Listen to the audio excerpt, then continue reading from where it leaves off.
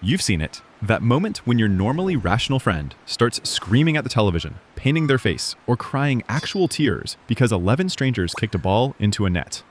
The World Cup does something to people that defies logic. It transforms CEOs into sobbing messes, turns grandmothers into stadium warriors, and makes entire nations grind to a halt for 90 minutes. But here's what nobody talks about. This isn't actually about football at all. What you're witnessing is one of the most fascinating psychological phenomena on the planet. And with the 2026 World Cup approaching, we're about to see this madness multiply across 3 entire countries. The question isn't whether fans will lose their minds. The question is why our brains are literally designed to make us go completely irrational when it comes to this beautiful game. Deep inside your skull sits an ancient computer that hasn't received a software update in about 50,000 years. This primitive operating system doesn't understand the difference between your favorite team losing a match and your actual tribe being wiped out by neighboring warriors. When you watch your country play, something primal activates. Your amygdala, that almond-shaped fear center, starts firing like it's detecting real threats to your survival. Your heart rate spikes. Stress hormones flood your system. Your logical prefrontal cortex, the part that usually keeps you reasonable, gets overwhelmed and basically shuts down. This is why you'll see grown adults weeping in the streets of Sao Paulo or Madrid, not because they're weak, but because their brains are experiencing genuine grief. The same neural pathways that activate when you lose a loved one light up when your team gets eliminated. It's not metaphorical pain, it's actual, measurable psychological distress. Scientists have found that testosterone levels in male fans drop significantly after their team loses, while cortisol spikes can last for days. Your body doesn't know it's just a game. To your ancient brain, your tribe just lost a battle for resources, territory, and survival. The 2026 World Cup will activate this tribal circuitry in an estimated 3.5 billion people simultaneously. That's half the planet entering a state of controlled psychological warfare over a piece of leather. Here's where it gets really interesting. Psychologists have discovered something called identity fusion, the phenomenon where your sense of self literally merges with your group. It's not that you support your national team, you become your national team. This isn't poetic language. Brain scans show that when hardcore fans think about their team, the same neural regions activate as when they think about themselves. The boundaries dissolve. Their victories become your victories. Their failures become your personal shame. This is why a random Tuesday in Qatar can determine whether you have a good week or a terrible month. Your brain has hijacked your identity and tied it to the performance of people you've never met. During the World Cup, this fusion intensifies exponentially. You're not just watching Brazil play, you're watching an extension of yourself compete on the world stage.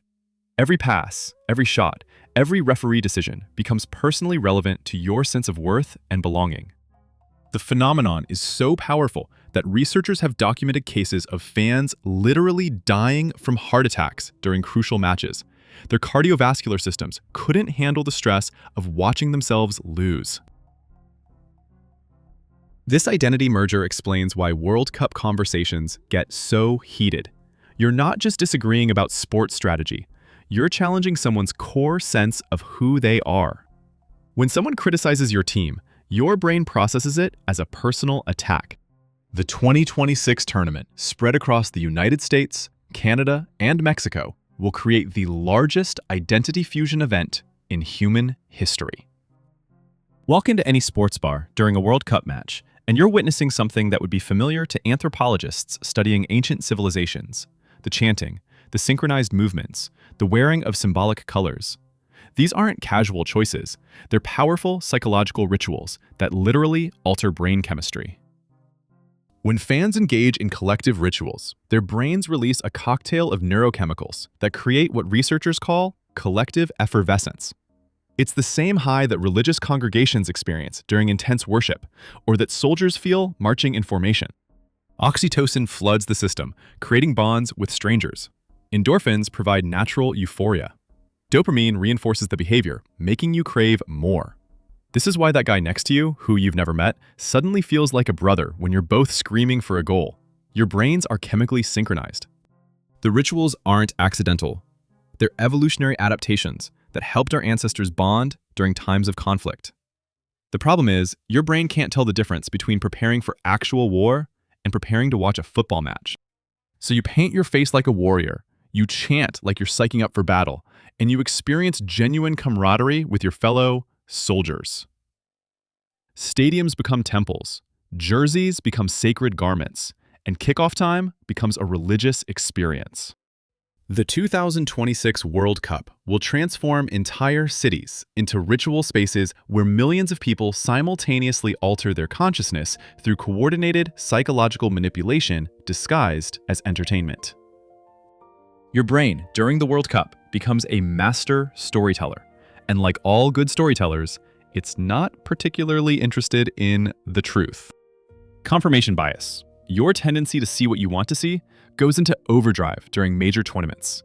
That referee decision that went against your team, obviously corrupt. The one that went for you, fair and just. Your striker's missed opportunity was unlucky. Their striker's goal was fluky. Your brain becomes a propaganda machine, constantly filtering reality to support your predetermined narrative. Researchers have found that fans watching the same match will literally see different games. Eye tracking studies show that supporters focus on different parts of the field, notice different fouls, and remember different moments.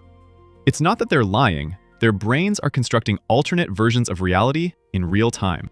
This gets amplified by what psychologists call the false consensus effect. You assume most reasonable people see the game the way you do. When they don't, you question their intelligence, their honesty, or their loyalty. Social media during World Cups becomes a battlefield of competing realities. Each side absolutely certain they're seeing the truth, while the other side is deluded. The beautiful irony is that everyone is equally deluded.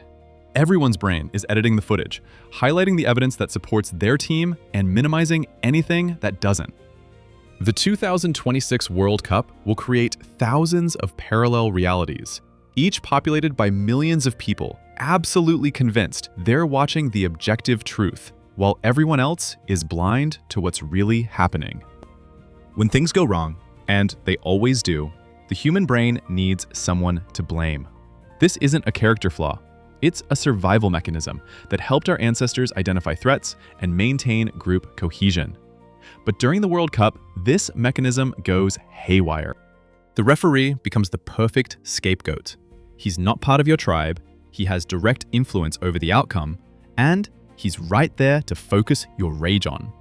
Suddenly, this random guy with a whistle becomes the embodiment of everything wrong with the world. Death threats flood his social media. His nationality becomes a talking point. His past decisions get scrutinized like ancient prophecies. But it goes deeper than referees. Opposing teams become cartoon villains. Their playing style is dirty, while yours is passionate. Their fans are hooligans, while yours are loyal supporters. Their success is due to luck or cheating, while yours is earned through heart and determination. This scapegoating serves a psychological function. It protects your group's identity by externalizing all negative outcomes. Your team didn't lose because they weren't good enough. They lost because of corrupt officials, biased media, or unsporting opponents. Your brain literally cannot process the possibility that your tribe might simply be inferior. The cognitive dissonance would be too painful. So it creates elaborate conspiracy theories instead.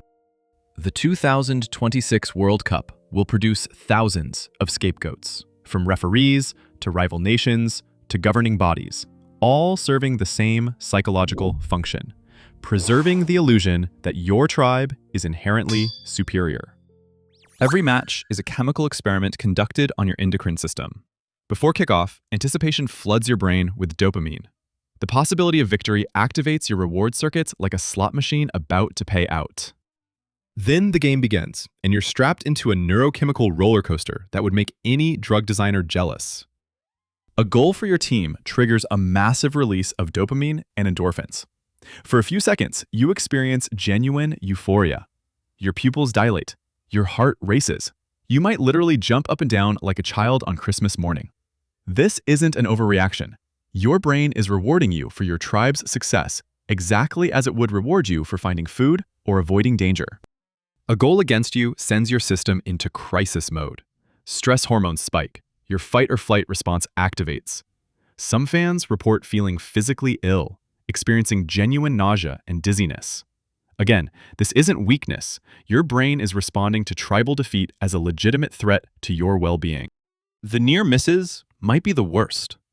That shot that hit the post floods your system with a toxic cocktail of hope and dread. Your brain starts preparing for celebration, then slams on the brakes. The whiplash effect can leave you emotionally exhausted. Multiply this by 90 minutes, then by multiple matches across several weeks, and you understand why World Cup fans often describe feeling drained by the tournament.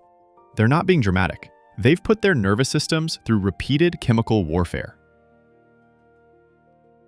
The 2026 World Cup will be the largest pharmaceutical experiment in human history. Except the drugs are being manufactured inside our own heads. Emotions are contagious, and stadiums are the perfect petri dish for psychological epidemics. When 60,000 people are feeling the same emotion simultaneously, it creates what scientists call emotional contagion, a phenomenon where individual feelings get amplified and synchronized through unconscious mimicry. You start adopting the facial expressions, body language, and energy levels of those around you, often without realizing it. Your mirror neurons, specialized cells that fire both when you act and when you observe others acting, go into overdrive. You don't just watch other fans celebrate. Your brain practices celebrating along with them. You don't just see disappointment. You feel it spreading through your own nervous system. This creates a feedback loop where individual emotions get magnified by the crowd, which then influences individuals to feel even more intensely, which feeds back into the crowd. It's psychological amplification on a massive scale. Even watching on television, you're subject to emotional contagion. Your brain processes the crowd's energy as if you were there. The commentator's excitement becomes your excitement. The collective gasps and cheers coming through your speakers trigger the same mirror neuron responses as if you were surrounded by actual people. This is why watching alone never feels quite the same as watching with others. Your emotional experience is literally diminished without other brains to sync up with. Social media adds another layer to this contagion. Every tweet, every reaction video, every meme becomes a vector for emotional transmission. The 2026 World Cup will create the largest emotional contagion event in human history, with billions of brains unconsciously synchronizing their feelings across continents and time zones. Here's something that will mess with your head. Your memories of World Cup moments aren't actually memories. They're reconstructions, and they change every time you access them. Your brain doesn't store experiences like video files. Instead, it stores fragments, emotional impressions, sensory details, narrative elements, then rebuilds the memory each time you recall it. And each reconstruction is influenced by your current state, new information, and social feedback. That amazing goal you remember from the 2018 World Cup, you've probably remembered it dozens of times since then, each time subtly altering the details. The crowd was louder, the stakes were higher, your emotional response was more intense. Your brain is essentially a Hollywood editor, making each memory more dramatic than the last. This reconstruction process is why football legends grow over time. That decent player becomes great. That great player becomes legendary, and that legendary player becomes mythical. Every time fans retell the story, they unconsciously embellish details, amplify emotions, and adjust facts to fit the narrative they want to believe. Social validation accelerates this process. When others remember the event similarly, it reinforces your reconstructed version. When they remember it differently, you either dismiss their version or incorporate elements into your own. Group memories become collective fiction, passed down like folklore. The psychological power of these reconstructed memories is enormous. They don't just shape how you remember the past, they influence how you experience the present. Every current match gets filtered through these enhanced historical narratives. The 2026 World Cup won't just create new memories. It will retroactively rewrite old ones, as your brain updates its football mythology to accommodate new experiences. Rational people become magicians during World Cups. They develop elaborate superstitions and rituals that would seem insane in any other context. Wearing the same unwashed shirt for every match, sitting in the exact same position, refusing to move during crucial moments. These aren't cute quirks. They're desperate attempts to exert control over uncontrollable outcomes. Your brain craves patterns and causation, even when none exist. When your team wins while you're wearing a particular jersey, your pattern-seeking mind creates a connection. When they lose after you change your routine, the correlation becomes causation in your psychological database. Soon, you're trapped in increasingly complex behavioral loops, convinced that your actions thousands of miles away influence what happens on the pitch. The psychology behind superstitions is fascinating. They provide what researchers call illusion of control, a psychological buffer against the anxiety of uncertainty. By performing your ritual, you feel like an active participant rather than a helpless observer. Your brain rewards this feeling with small doses of confidence and calm. The more unpredictable the situation, the more elaborate the superstitions become. World Cups, with their high stakes and random variables, create perfect conditions for magical thinking to flourish. Entire fan bases develop collective superstitions. Lucky scarves get passed down through generations. Pre-match rituals become sacred traditions. National teams adopt bizarre routines that players dare not break.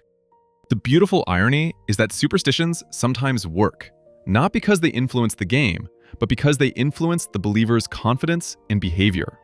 A player who feels protected by his lucky boots might play with more freedom. A fan who completes her ritual might watch with less anxiety, enjoying the experience more. The 2026 World Cup will birth thousands of new superstitions that will outlive the people who create them. Humans are storytelling animals, and the World Cup provides the ultimate narrative playground. Every match becomes an epic tale with heroes, villains, plot twists, and moral lessons. Your brain doesn't just watch football. It constructs elaborate mythologies in real time, complete with character arcs, recurring themes, and dramatic tension. The underdog team becomes David fighting Goliath. The veteran player gets his one last chance at glory. The young star carries the hopes of an entire generation. These aren't marketing gimmicks. They're psychological necessities. Your brain needs stories to make sense of random events and meaningless outcomes. But here's the addictive part. Good stories require conflict, drama, and uncertainty. Your brain becomes invested in narratives that include suffering, setbacks, and near misses. A team that wins easily provides a boring story. A team that struggles, overcomes adversity, and triumphs at the last moment provides a narrative hit that floods your system with satisfaction. This is why neutral fans often find themselves rooting for underdogs. It's not about justice or fairness. It's about narrative satisfaction. Your story-hungry brain wants to see dramatic arcs completed, character development realized, and meaningful conclusions reached. The media understands this addiction and feeds it constantly. Every player gets a backstory. Every match gets framed as a chapter in a larger saga. Every tournament becomes an epic novel with multiple plot lines converging toward a climactic finale. You're not just watching sports. You're consuming industrial-strength storytelling designed to keep you psychologically engaged. The 2026 World Cup will generate thousands of simultaneous narratives, each designed to capture and hold your attention by triggering your fundamental need for meaningful stories in a meaningless universe. Your emotional investment in the World Cup has been carefully manufactured and monetized by people who understand your psychology better than you do. The tournament isn't just entertainment. It's an emotional economy where your feelings are the primary currency. Every aspect of your World Cup experience has been designed to maximize your psychological engagement. The group stage creates hope and anticipation. The knockout rounds introduce elimination anxiety. The final delivers either euphoric payoff or devastating loss. It's emotional architecture, constructed to keep you maximally invested throughout the entire tournament. Advertisers pay billions to access your heightened emotional state. When you're psychologically aroused by a match, your brain becomes more receptive to marketing messages.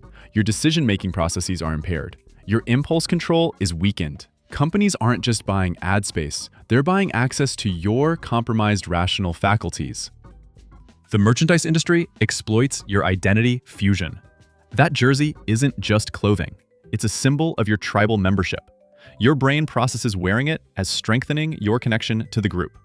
The price premium you pay isn't for fabric quality, it's for psychological belonging. Betting companies understand your confirmation bias and overconfidence. They know that emotional fans consistently overestimate their team's chances and their own predictive abilities. Your irrational optimism becomes their rational profit margin. Even your social media engagement becomes valuable data. Your emotional reactions, your sharing patterns, your engagement levels during different match scenarios, all of it gets analyzed and used to optimize future emotional manipulation. The 2026 World Cup will be the most sophisticated emotional harvesting operation in human history, with your feelings converted into shareholder value at unprecedented scale. Something profound happens when hundreds of millions of people simultaneously experience intense emotions around the same events. Individual psychology merges into something larger, a collective unconscious that emerges during major World Cups. You can feel it in the air during tournament time. Cities pulse with shared anxiety and anticipation. Strangers make eye contact differently. Conversations have an undercurrent of mutual understanding.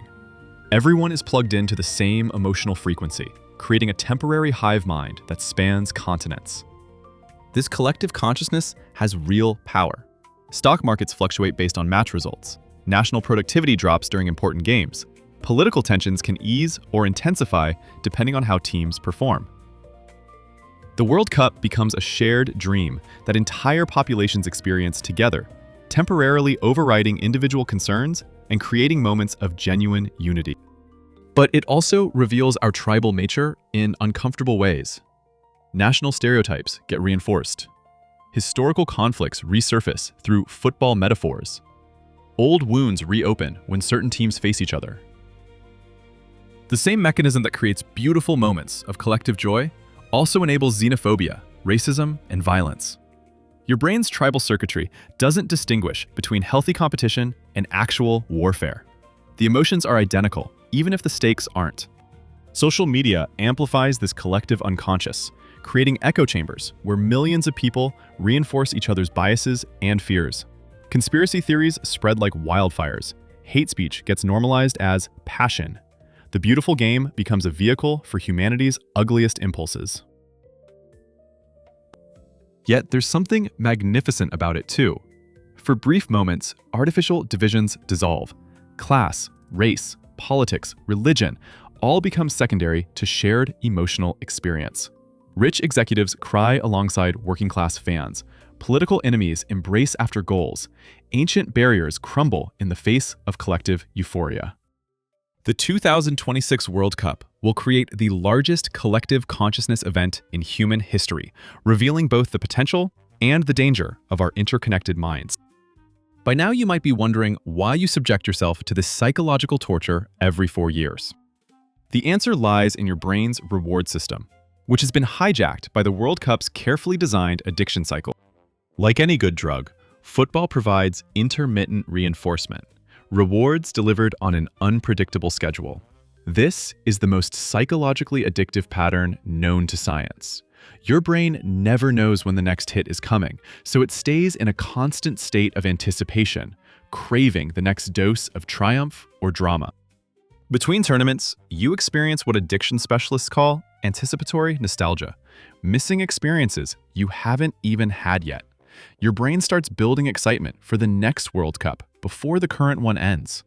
Media companies feed this addiction with constant speculation, countdown clocks, and qualification drama.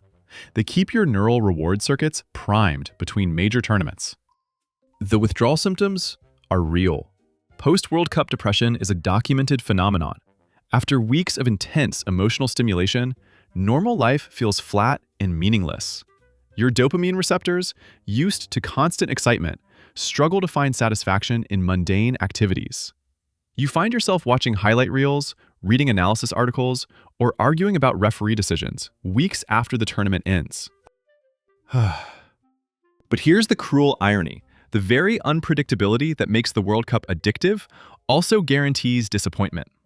Most fans' teams don't win.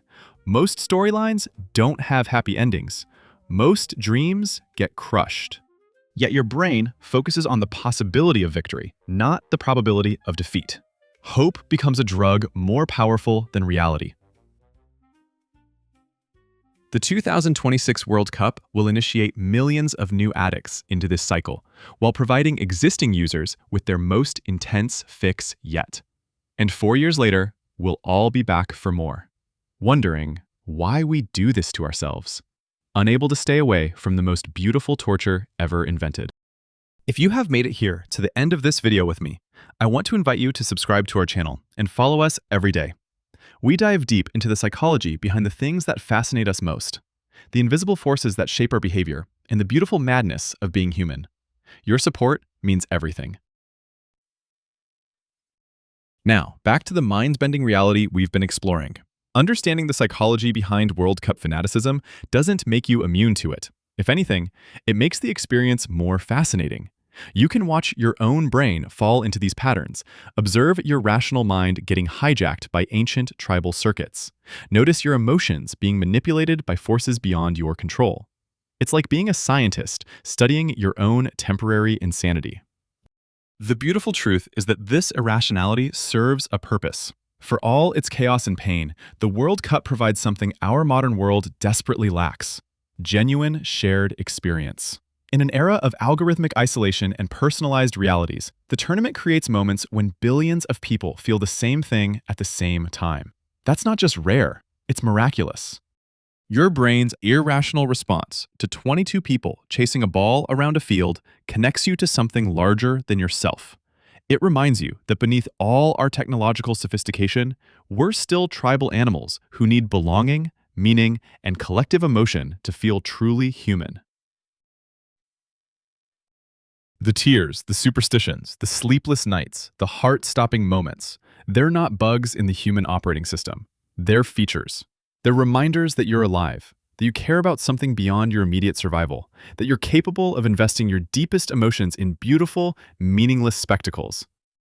The 2026 World Cup will be the largest psychological experiment in human history, and you'll be a willing participant, knowing exactly how you're being manipulated and loving every irrational minute of it. So there you have it, the complete psychological autopsy of World Cup madness. Your brain during the tournament becomes a fascinating laboratory where evolution meets entertainment, where tribal instincts collide with global technology, where ancient neural circuits fire in response to modern spectacles. Every cheer, every heartbreak, every sleepless night of worry about penalty shootouts. All of it serves to remind you that being human means being beautifully, irrationally, magnificently obsessed with things that don't matter in ways that matter completely. The 2026 World Cup approaches like a psychological hurricane, ready to sweep up billions of minds in its perfectly engineered emotional storm. You'll paint your face knowing it's meaningless. You'll develop superstitions despite understanding their futility. You'll argue with strangers on the internet about referee decisions that won't matter next week. You'll experience genuine grief over the defeats of people you've never met. And you'll do it all while knowing exactly why your brain is betraying your rationality. That knowledge won't save you from the experience. It will make it richer.